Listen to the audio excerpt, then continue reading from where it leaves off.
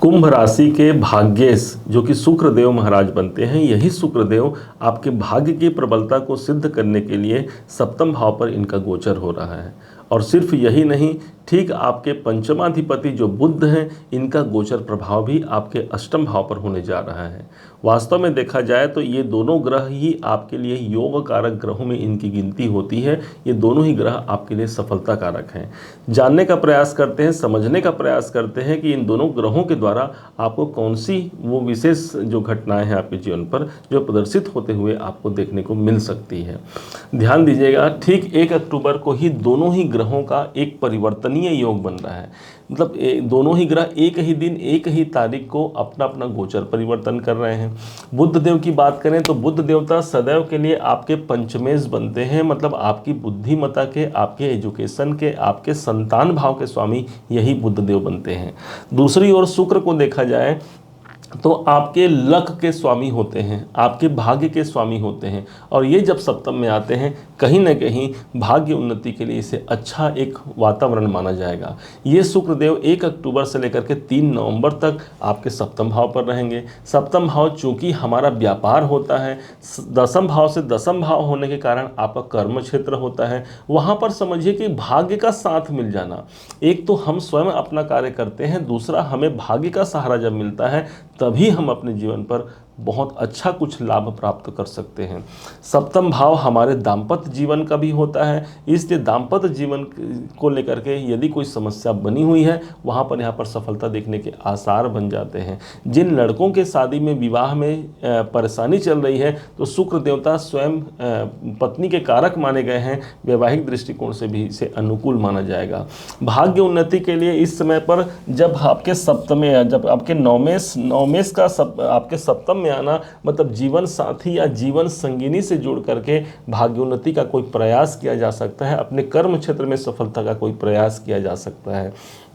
जुड़ करके कार्य करना, इसका मतलब है यदि हम उनका सहारा ले लें, मानसिक रूप से भी यदि हमसे कुछ एडवाइस ले लें तो हो सकता है यहाँ पर कोई अच्छा परिणाम निकल के आ जाए। यही स्थान हमारे मित्रों को रिप्रेजेंट करता है, तो मित्रों से भी इस समय पर ताल्लुकात अच्छे रहेंगे। बिगड़े हुए जो संबंध यदि किसी के साथ हैं वहाँ पर भी मधुरता मिल सकती है। कुल मिलाकर के मित्रों के द्वारा भी भाग्योन्नति को आप देख सकते हैं, इसलिए जो पुराने मित्र हैं उनसे आप संपर्क साधिए, हो सकता है कहीं ना कहीं उनके द्वारा कोई भाग्योन्नति का अवसर मिल सकता है।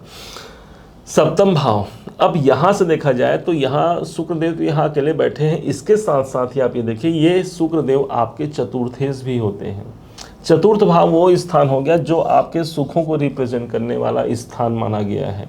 भूमि, भवन, वाहन, मकान, प्रॉपर्टी, इन स्थानों के स्वामी सप्तम में जाते हैं। हो सकता है व्यापारिक या व्यापार के लिए आप इस अपने प्रॉपर्टी या उससे संबंधित जो कार्य हैं वो इस समय पर ज़्यादा अच्छे से आप कर पाते हैं। चतुर्थ भाव हमारे परिवार का होता है, परिवार भाव के स्वामी का सप्तम में आना मतलब पारिवारिक लोग भी आपको इस समय पर सपोर्ट करेंगे, आपके अपने घर के लोग या अपने परिवार के लोग का आपको साथ मिल सकता है।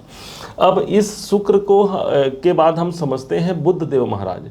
बुध देव महाराज आपके प्रबल योग कारक ग्रहों में इनकी गिनती होती है और ये आपके पंचमाधिपति बनते हैं, इस स्थान के स्वामी ही बनते हैं आपके बुध। बुध चूंकि बुद्धिमत्ता के प्रतीक माने गए हैं, इसलिए कुंभ राशि सदैव के लिए एक बुद्धिमान एक राशि मानी गई है और इसके स्वामी जहाँ जहाँ जाएंगे आपके बुद्धिमत्ता, आपके एजुकेशन, आपके साहस और आपकी सफलता को लेकर के जाएंगे। अब इस समय पर ये क्या हो रहा है, ये बुध देव अष्टम भाव पर चले गए हैं।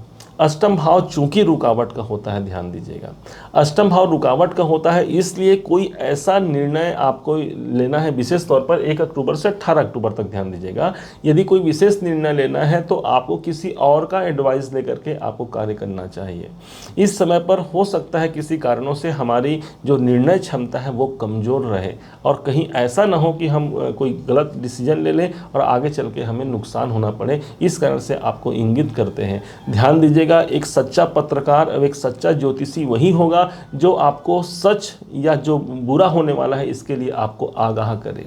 अब इस स्थिति को देखा जाए, पंचम भाव हमारे संतान को भी रिप्रेजेंट करता है, इसलिए संतान के दृष्टिकोण से भी कुछ रुकावट का यहाँ पर अवसर मिल सकता है। ध्यान दीजिएगा, कोई भी एक ग्रहों के द्वारा हमारे जीवन में कोई रुकावट या कोई अच्छाई दोनों ही प्राप्त नहीं होता।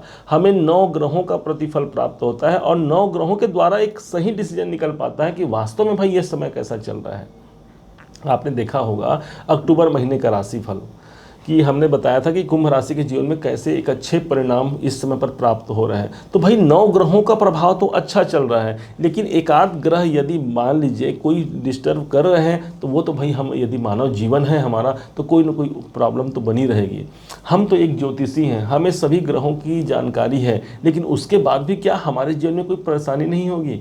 हमारे जीवन में क्या आर्थिक तंगी नहीं होगी? सब आता है समय पर, लेकिन माना जाता है जो अपने कार्य पथ पर अडिग रहें परमात्मा उसी का साथ देते हैं, भाग्य उसी का साथ देते हैं। इस हिसाब से ये समय खराब नहीं है। विशेष बात तो ये समझिए कि ये शुक्र का संबंध आपके अपने राशि पर चल रहे शनि देवता के साथ इसी टाइम पर बन रहा है। सुनिएगा, अब ये कुंभ राशि के ठीक लग्न पर ही आपने देखा होगा कि शनि देवता विद्यमान है। अब जब भी ये शुक्र सातवें घर पर, शनि देवता लग्न पर, इन दोनों का आपस में एक दृष्टि संबंध हो गया। मतलब शुक्र ने शनि को देखा और शनि ने शुक्र को देखा। अब इसका परिणाम ये होगा कि भाई आपके राशि के स्वामी, आपके लगन के स्वामी शनि और आपके भाग्य के स्वामी शुक्र, इन दोनों का आपस में दृष्टि संबंध, मतलब कहीं ना कहीं से कार्य क्षेत्र में उन्नति का एक अवसर दिलाएंगे, कहीं ना कहीं से भाग्य का सहारा मिलेगा, और कहीं ना कहीं ये शुक्र हमारे धन को भी रिप्रेजेंट करते हैं। धन के कारक यदि कोई ग्रह माने जाते हैं वो हमारे शुक्राचार्य जी होते हैं।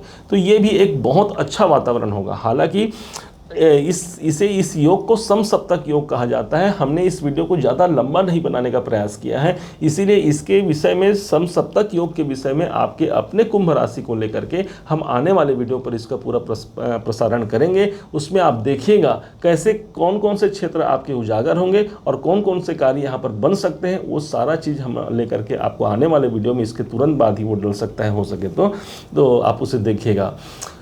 उम्मीद है आप सबने से समझा है, आप सबने से जाना है। यदि आपने से समझा है, जाना है, मेरे समझाने का प्रयास यदि आपको सार्थक लगा हो, मेरे समझाने का तरीका यदि आपको सार्थक लगा हो, तो हर बार की भांति इस बार भी अपना प्यार भरा लाइक और कमेंट करना कभी मत भूलिएगा। आपके लाइक और कमेंट से हमें बहुत मोटिवेशन प्राप्त होता है।